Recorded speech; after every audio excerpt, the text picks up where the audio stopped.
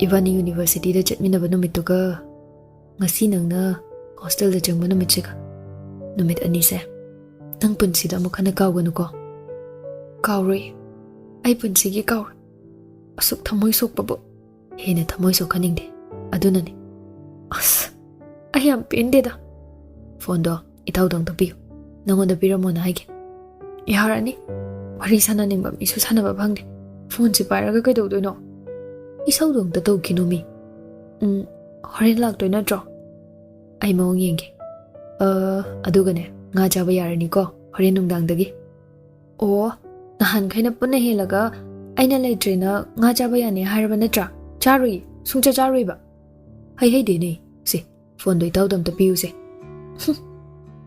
ꯏꯇꯥꯎ ꯑꯩꯅꯦ ꯃꯥ ꯊꯤꯟꯖꯤꯜꯂꯝꯃꯒꯦꯅ ꯇꯧꯔꯤ ꯋꯥꯔꯗꯦꯟ ꯋꯥꯔꯤ ꯁꯥꯔꯝꯂꯒ ꯑꯩꯁꯨ ꯑꯗꯨꯝ ꯂꯥꯛꯑꯗꯧꯅꯤ ꯑꯃꯨꯛ ꯍꯪꯒꯠꯄ ꯌꯥꯔꯣꯏꯗꯕ ꯐꯤꯕꯝ ꯃꯄꯥꯏꯁꯤꯅ ꯑꯩꯕꯨ ꯑꯁꯨꯛ ꯌꯥꯝ ꯑꯣꯠꯂꯤꯁꯤ ꯀꯔꯤ ꯃꯔꯝꯒꯤꯅꯣ ꯏꯇꯥꯎ ꯅꯪ ꯀꯩꯁꯨ ꯈꯟꯒꯅꯨ ꯅꯨꯡꯁꯤꯅ ꯃꯇꯤꯛ ꯆꯥꯔꯀꯥꯟꯗ ꯂꯣꯏꯅ ꯀꯣꯛꯇꯣꯏꯅꯤ ꯁꯣꯝꯗ ꯅꯨꯡꯁꯤꯅ ꯃꯥꯗꯗꯤ ꯀꯧꯔꯣꯏ ꯑꯇꯩꯅ ꯇꯧꯕꯅ ꯇꯧꯕꯅꯤ ꯍꯅꯨꯕ ꯃꯥ ꯍꯦꯟꯃꯜꯂꯕꯅꯤ ꯑꯩꯉꯣꯟꯗ ꯁꯥꯎꯔ ꯃꯥꯜꯂꯦꯅꯦ ꯀꯩꯁꯨ ꯈꯟꯅꯨꯁꯦ ꯑꯩ ꯂꯣꯏꯕꯒ ꯂꯥꯛꯑꯒꯦ ꯍꯣꯔꯦꯟꯒꯤꯗꯣ ꯑꯃꯨꯛ ꯁꯣꯏꯗꯅꯕ ꯇꯧꯁꯤ ꯍꯣꯏ ꯐꯔꯦ ꯑꯩꯁꯨ ꯁꯣꯔꯥꯠ ꯃꯌꯥꯏ ꯆꯠꯂꯦ ꯃꯥꯟꯗꯣꯞ ꯃꯅꯥꯛꯇ ꯂꯩꯔꯨꯒꯦ ꯌꯥꯝ ꯐꯖꯗ꯭ꯔꯦ ꯑꯗꯣ ꯃꯥꯒꯤ ꯑꯋꯥꯠ ꯑꯄꯥ ꯈꯔ ꯌꯦꯡꯕꯤꯔꯝꯃꯨꯀꯣ ꯑꯍꯣꯏ ꯑꯩ ꯁꯣꯏꯗꯅ ꯇꯧꯔꯝꯒꯦ ꯃꯇꯝꯗꯤ ꯑꯁꯨꯝ ꯍꯧꯈꯤꯕꯅ ꯁꯣꯔꯥꯠꯇꯨꯁꯨ ꯂꯣꯏꯈ꯭ꯔꯦ ꯑꯗꯨ ꯀ꯭ꯋꯥꯅ ꯅꯨꯄꯤꯗꯨ ꯈꯪꯗꯅꯕ ꯍꯣꯠꯅꯔꯤꯗꯣ ꯑꯔꯦꯝꯕ ꯇꯥꯔꯦꯗꯣ ꯁꯣꯔꯥꯠ ꯂꯣꯏꯈꯤꯕ ꯍꯞꯇꯥ ꯐꯥꯕ ꯅꯠꯇꯦ ꯃꯈꯨꯔꯥꯗꯨ ꯌꯨ ꯊꯛꯆꯤꯜꯂꯒ ꯃꯥꯅ ꯂꯩꯕ ꯍꯣꯁꯇꯦꯜꯗꯨꯗ ꯂꯥꯛꯂꯝꯃꯤ ꯅꯨꯡꯁꯤ ꯏꯉ ꯉꯛꯅ ꯀꯀꯥꯗꯤ ꯑꯩ ꯁꯤꯗ ꯂꯩꯈꯤ ꯍꯥꯏꯕ ꯀꯅꯥꯅ ꯍꯥꯏꯔꯛꯀꯦ ꯏꯆꯥ ꯅꯨꯡꯁꯤꯕꯅ ꯂꯩꯕꯕꯨ ꯀꯀꯥꯅ ꯀꯩꯒꯤ ꯈꯪꯉꯣꯏꯗꯣꯏꯅꯣ ꯍꯧꯖꯤꯛꯇꯤ ꯅꯪꯒꯤꯗꯃꯛ ꯑꯩ ꯂꯩꯔꯤꯅ ꯏꯇꯩꯃꯅ ꯍꯤꯡꯂꯤꯉꯩ ꯃꯇꯝꯗ ꯑꯩꯈꯣꯏ ꯃꯥꯒꯤꯗꯃꯛ ꯀꯔꯤꯁꯨ ꯇꯧꯕ ꯉꯝꯈꯤꯗꯦ ꯀꯀꯥ ꯀꯅꯥ ꯀꯩꯗꯧꯕ ꯌꯥꯎꯔꯒꯦ ꯍꯥꯏꯁꯤꯕꯣ ꯕꯦꯝꯃ ꯅꯪ ꯀꯀꯥꯗ ꯑꯃꯨꯛ ꯍꯟꯅ ꯏꯀꯥꯏꯕ ꯄꯤꯔꯅꯨ ꯑꯩ ꯇꯥꯃꯣꯒꯤ ꯃꯅꯥꯛꯇꯁꯨ ꯂꯥꯜꯂꯦ ꯍꯥꯏꯅ ꯍꯥꯏꯖꯔꯨꯔꯦ ꯆꯠꯇꯨꯅ ꯃꯥꯁꯨ ꯍꯣꯏꯅꯤ ꯃꯥꯏꯅꯤ ꯍꯥꯏꯔꯛꯇꯦ ꯏꯆꯥꯒꯤ ꯃꯅꯥꯛꯇ ꯑꯣꯏꯅ ꯂꯥꯛꯑꯕꯅꯤꯅꯦ ꯑꯩ ꯒ꯭ꯌꯥꯟ ꯑꯝꯇ ꯇꯥꯗ꯭ꯔꯦ ꯑꯩꯅ ꯋꯥꯈꯜ ꯊꯦꯟꯕ ꯑꯣꯏꯔꯨꯕꯅ ꯏꯇꯩꯃꯗꯣ ꯂꯥꯏꯌꯦꯡꯕꯤꯕꯒꯤ ꯃꯍꯨꯠꯇ ꯇꯊꯤ ꯇꯊꯤꯅ ꯇꯧꯕꯤꯈꯤ ꯁꯤꯕꯗ ꯄꯨꯕ ꯌꯥꯔꯣꯏꯗꯕ ꯂꯟ ꯊꯨꯝꯗ ꯑꯩꯅ ꯃꯤꯍꯧꯔꯨꯔꯦꯅꯦ ꯀꯀꯥ ꯑꯗꯨꯒꯤꯗꯤ ꯀꯩꯝꯇ ꯈꯟꯗꯦꯗ ꯕꯦꯝꯃ ꯑꯃꯨꯛ ꯍꯟꯅ ꯑꯩꯈꯣꯏ ꯄꯨꯟꯅ ꯑꯃꯨꯛ ꯂꯩꯃꯤꯟꯅꯁꯤꯅꯦ ꯑꯗꯨꯗꯤ ꯏꯃꯥꯒ ꯕꯕꯥꯒꯅ ꯑꯌꯥꯕ ꯄꯤꯗ꯭ꯔꯗꯤ ꯑꯩꯅ ꯂꯦꯞꯄ ꯉꯝꯗꯦ ꯀꯀꯥ ꯏꯇꯩꯃꯗꯣ ꯑꯩꯕꯨꯗꯤ ꯌꯥꯝ ꯋꯥꯔꯧꯔꯝꯃꯅꯤ ꯃꯥꯒꯤ ꯀꯔꯃꯁꯨ ꯑꯩ ꯌꯥꯎꯕꯅ ꯉꯧꯗ꯭ꯔꯦ ꯃꯄꯥꯟ ꯂꯝꯗ ꯂꯩꯔꯨꯕꯅ ꯍꯥꯏꯁꯤꯕꯨ ꯀꯀꯥ ꯃꯈꯨꯔꯥꯅ ꯃꯔꯣꯜ ꯁꯨꯕꯣꯏ ꯁꯨꯗꯕꯣꯏ ꯑꯃꯨꯛ ꯃꯈꯥ ꯇꯥꯔꯛꯏ ꯏꯇꯩꯃꯗꯣ ꯑꯩꯅ ꯀꯟꯅꯤꯡꯕꯅꯦ ꯏꯇꯨꯅ ꯐꯠꯇꯕ ꯀꯀꯥ ꯑꯩꯈꯣꯏ ꯃꯥ ꯀꯩꯗꯧꯕ ꯌꯥꯎꯔꯒꯦꯕ ꯕꯦꯝꯃ ꯏꯇꯩꯃꯒꯤ ꯁꯣꯔꯥꯠ ꯐꯥꯎ ꯂꯣꯏꯈ꯭ꯔꯦ ꯑꯗꯨꯒ ꯌꯥꯍꯧꯗꯦ ꯍꯥꯏꯗꯨꯅ ꯃꯈꯨꯔꯥ ꯑꯩꯕꯨꯅꯦ ꯑꯃꯨꯛ ꯍꯟꯅ ꯏꯀꯥꯏꯕ ꯄꯤꯔꯅꯨ ꯏꯇꯩꯃꯒꯤ ꯃꯐꯝꯗ ꯂꯥꯜꯂꯦꯅ ꯅꯣꯡꯃ ꯐꯥꯎꯕ ꯑꯩ ꯍꯥꯏꯕ ꯉꯝꯍꯧꯗꯦ ꯍꯥꯏꯔꯛꯂꯤꯕ ꯋꯥꯔꯤꯗꯣ ꯃꯪꯒꯨꯝꯕ ꯊꯧꯗꯣꯛꯅꯤ ꯃꯥꯅ ꯃꯃꯥꯒꯤ ꯅꯝꯕꯔꯗ ꯀꯣꯜ ꯇꯧꯕꯗ ꯄꯥꯏꯍꯜꯂꯛꯇꯕꯒꯤ ꯃꯔꯝ ꯈꯪꯂꯦ ꯅꯨꯡꯁꯤꯅ ꯀꯀꯥ ꯐꯣꯟ ꯌꯥꯎꯕ꯭ꯔꯥ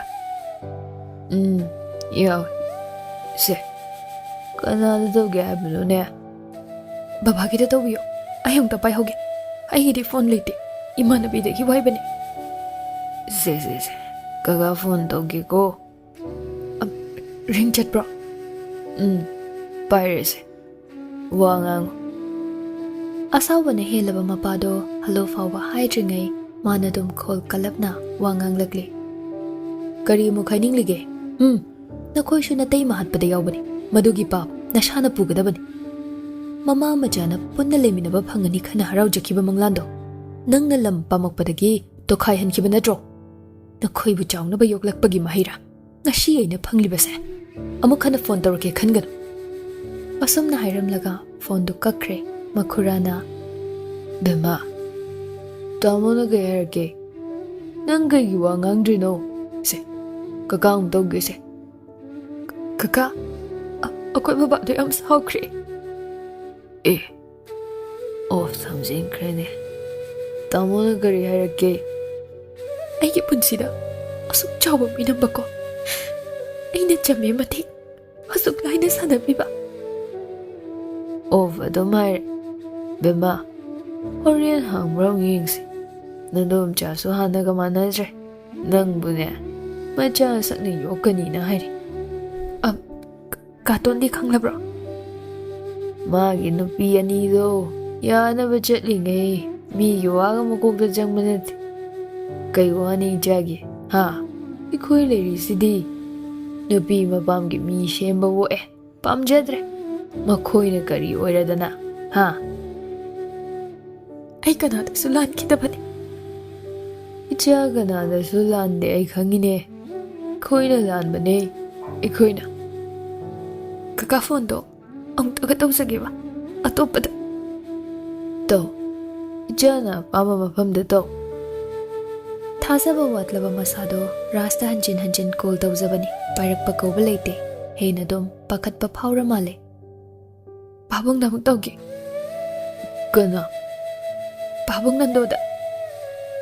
Oh, Tikadar Nando the Nadro. Dodo. Ide Maga, Maginu Piga, Yam Luna dinner bunny. Asumna, Nando the phone Torame, Nando phone Paikale. Hek Paikalakpaga, Nando na wangang dringay, nungshi, kapaghamlaga. Hello? Babangay nung sine? Bema, siri ka na ginambar da gino. Ay ko'y kakagin eh. Ay shoot hoy bada, nanggi managta chatlaga, awat apayeng na ba na hiramban eh. Ma-phone daw halagki ko. Ichagi managta lagdringay, awat apalay raso dumayo. Ay kay shubhati iya babang. Ay ko'y makadayle. Ichada ka na nagkari hairage. Si, babang da ching na danayo. Ay mga warisa na ba pami? Makura na nakandagi. Bema, nang bugay dorage. Kanami na, ichada na tawa wari tamsilino. Nakoy imado, tabagyam chili na haibani. Babang hojik, kahit dalay ke. Ay lamlong dalay. Yung megyo baga ne, babang pao kiki. Aduga, ay ko'y nasumpaw pao na ba number do daw halagki ko. Ay thamage. Bema, kuya rino. Kaka, ay sumta tasama kamte. Ay mama daw tawge. Makura do WakhaL dana.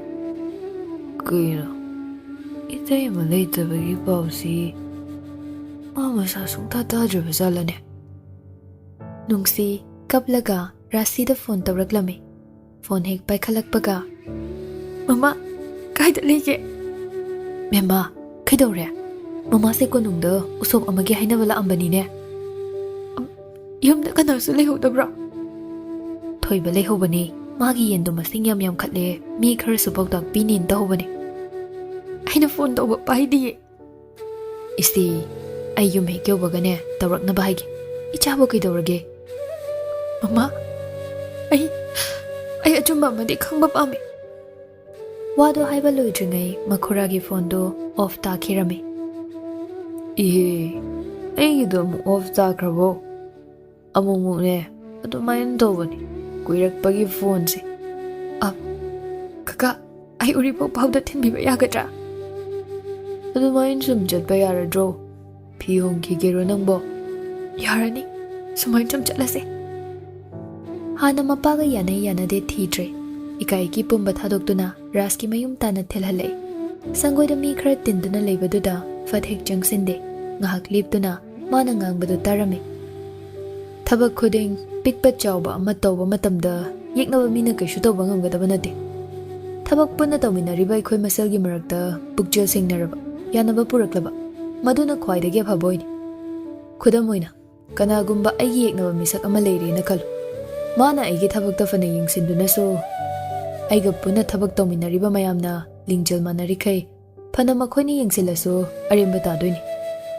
Nupa amana sidi punsi lai punsi bagi matang daso chap manarene. Matai manau ani duna nungsinari khai phana pamjaba kalak mi hoba mi la asu kishu to bangam dabado. Aikhoi makok se so pakhang ni ko yam haibiruno amo ikai kini. Kishu kaide da mayam na haibabu. Akoi masel da pukjel dinara lori. Tawgadaba thabak se thoidok na wabam tanate. Aingondagi hauna aikhoi masel isagi thabak sindok na se. Matam matam gi oiba laina lakpadaso aikhoi na madu ngakthok na bahot na se. Aikhoi punna nongmadi yen loiba mayam gi marakta thoidok na maming cheto misak haibado punna oimina se. Magi wahai da pela male mayam do khobak pangkhu da khoi nokmi toba maithong do leiduna yenglakpada kaptuna leplibi mahak to ubada nokpa fat hanjile. Ras tablapna mayam ngasi di kainarasi. Haying soidana muk thingnasi. Tawgadaba thabak mayam so soidana haijage. Somda makhuraduna Nama Kuna mahak sibo.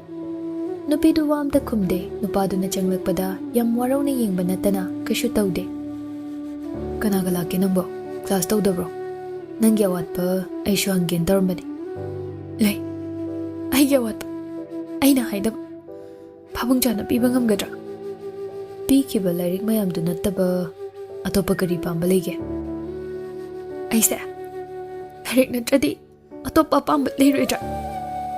Imong jang sisi soida lipa sinungay di. Somna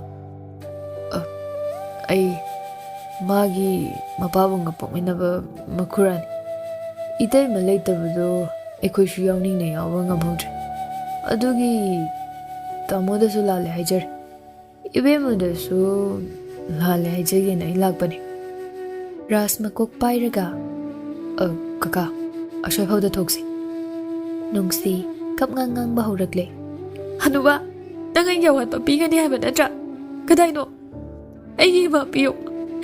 Nangday konda aduk cham na loli ba kay gino. Leplam badagi laymay da fam tharakli. Hina do makho thok na kable. Ay konda aduk cham na minamiri kay gino. Ay ma da lay tabada nakoy na konda.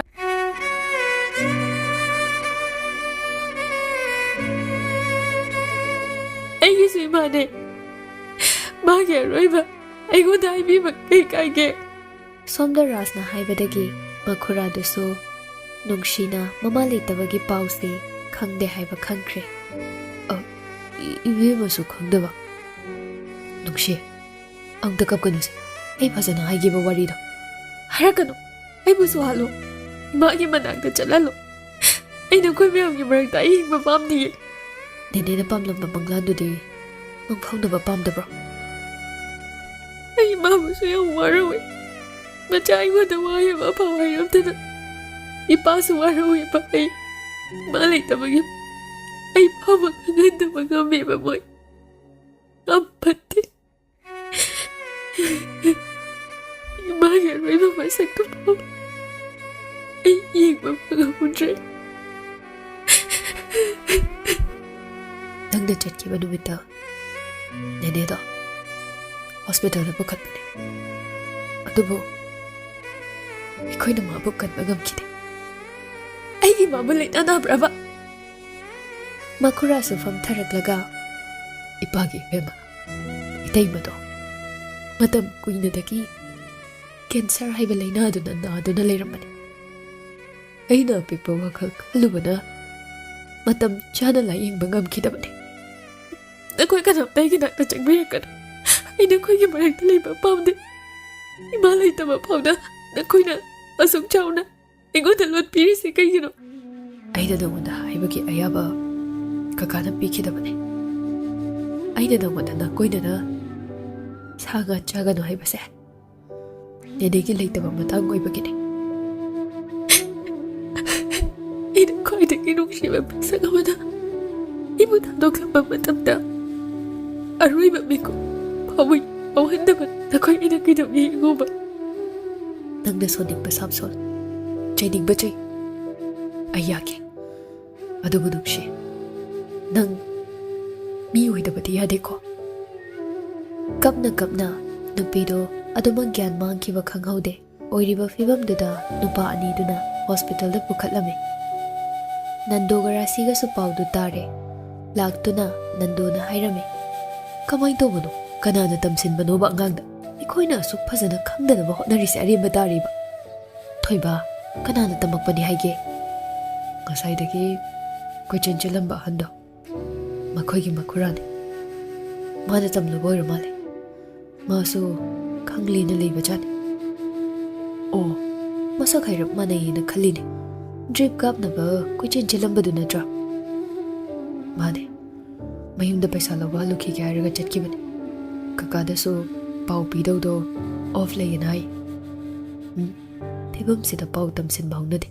ꯄꯥꯈꯠꯅꯕ ꯃꯆꯥꯛ ꯑꯣꯏꯒꯅꯤ. ꯊꯣꯏꯕ, ꯅꯣꯡ ꯅꯤꯅꯤꯗꯤꯅꯦ ꯌꯨꯝꯗ ꯊꯝꯃꯁꯤ. ꯃꯥꯕꯨ ꯊꯦꯝꯃꯁꯤ. ꯑꯗꯨꯅ ꯆꯨꯝꯒꯅꯤ. ꯃꯃꯥ, ꯑꯩ ꯃꯥꯒꯤ ꯃꯁꯛ ꯌꯦꯡꯕ ꯉꯝꯗꯦ. ꯃꯥꯅ ꯋꯥꯔꯧꯕꯁꯨ ꯀꯥꯏꯗꯦ. ꯑꯗꯨꯕꯨ ꯑꯁꯥꯎꯕꯅ ꯃꯔꯝ ꯑꯣꯏꯔꯒ ꯅꯦꯅꯦꯅ ꯄꯥꯝꯂꯝꯕ ꯃꯪꯂꯥꯟꯁꯦ ꯀꯥꯏꯒꯗ꯭ꯔꯥꯅ ꯌꯥꯝ ꯄꯥꯈꯠꯂꯦ. ꯏꯆꯥꯅꯦ ꯃꯥꯁꯨ ꯑꯩꯅ ꯊꯦꯝꯒꯅꯤ. ꯃꯥꯡꯕ ꯌꯥꯗꯦ. ꯃꯤꯅꯣꯅꯅꯦ ꯊꯥꯖꯅ ꯑꯩꯒꯤ ꯏꯐꯝꯗ ꯁꯤꯟꯅꯔꯝꯕꯅꯦ. ꯑꯩ ꯇꯁꯦꯡꯅ ꯃꯥꯅ ꯉꯁꯥꯏ ꯂꯥꯛꯄꯗꯣ ꯎꯍꯧꯗꯕꯅꯤ. ꯑꯗꯨꯒꯤꯁꯨ ꯃꯥꯅ ꯑꯩꯁꯦ ꯁꯣꯏꯗꯅ ꯋꯥꯔꯧꯔꯝꯒꯅꯤ. ꯑꯩꯉꯣꯟꯗ ꯉꯁꯥꯏ ꯀꯣꯜ ꯇꯧꯔꯛꯄꯗꯁꯨ ꯑꯩ ꯍꯥꯏꯐꯦꯠꯇꯤ ꯆꯤꯡꯅꯕꯅꯤ. ꯑꯗꯨꯕꯨ ꯊꯣꯏꯗꯣꯛꯅ ꯈꯜꯂꯨꯗꯕꯅꯤꯅꯦ. ꯐꯔꯦꯁꯦ, ꯃꯥꯅ ꯒ꯭ꯌꯥꯟ ꯇꯥꯔꯛꯇ꯭ꯔꯤ ꯐꯥꯎ ꯑꯩ ꯆꯥꯛ ꯑꯃꯠꯇ ꯆꯥꯔꯔꯣꯏ. ꯏꯆꯥꯅ ꯀꯞꯂꯤꯈꯩꯅꯦ ꯃꯃꯥ ꯑꯩꯅ ꯊꯦꯝꯈꯤꯅꯤ. ꯃꯃꯥ, ꯃꯥꯒꯤ ꯊꯃꯣꯏꯗꯗꯤ ꯄꯦꯜꯍꯟꯁꯤꯀꯣ. ꯃꯥꯅ ꯉꯁꯥꯏꯅ ꯄꯥꯎ ꯑꯁꯤ ꯈꯪꯂꯦ ꯍꯥꯏꯅ ꯑꯩꯉꯣꯟꯗ ꯏꯪꯒꯤꯠ ꯑꯃ ꯄꯤꯔꯝꯂꯕꯗꯤ ꯐꯗꯧꯅꯤ. ꯇꯥꯟꯖꯥꯗꯨꯗ ꯗꯣꯛꯇꯔ ꯑꯃ ꯆꯪꯉꯛꯇꯨꯅ, ꯄꯦꯁꯦꯟ ꯒ꯭ꯌꯥꯟ ꯇꯥꯍꯧꯔꯦ. ꯍꯧꯖꯤꯛꯀꯤ ꯑꯣꯏꯅꯗꯤ ꯀꯩꯁꯨ ꯇꯧꯗꯦ. ꯃꯁꯥꯗꯤ ꯈꯔ ꯁꯣꯜꯂꯤ. ꯌꯥꯔꯗꯤ ꯏꯃꯨꯡꯒꯤ ꯃꯤꯅ ꯃꯊ꯭ꯋꯥꯏ ꯅꯨꯡꯉꯥꯏꯅꯕ ꯇꯧꯕꯤꯌꯨ. ꯗꯣꯛꯇꯔ, ꯍꯤꯗꯥꯛꯀꯤ ꯗꯔꯀꯥꯔ ꯑꯣꯏꯗꯦꯗ. ꯖꯁ ꯗꯦꯠ ꯃꯥ ꯃꯁꯥ ꯈꯔ ꯁꯣꯟꯕꯗꯨꯗ ꯑꯩꯈꯣꯏꯅ ꯚꯥꯏꯇꯥꯃꯤꯟ ꯆꯥꯜꯂꯒ ꯗ꯭ꯔꯤꯞ ꯑꯃꯈꯛ ꯀꯥꯞꯄꯅꯤ. Thank you doctor. ꯏꯃꯥꯒꯤ ꯕꯦꯝꯃ, ꯏꯆꯥꯒꯤꯗꯃꯛ ꯑꯩ ꯂꯩꯔꯤꯌꯦ. ꯅꯪ ꯋꯥꯕ ꯌꯥꯗꯦꯀꯣ.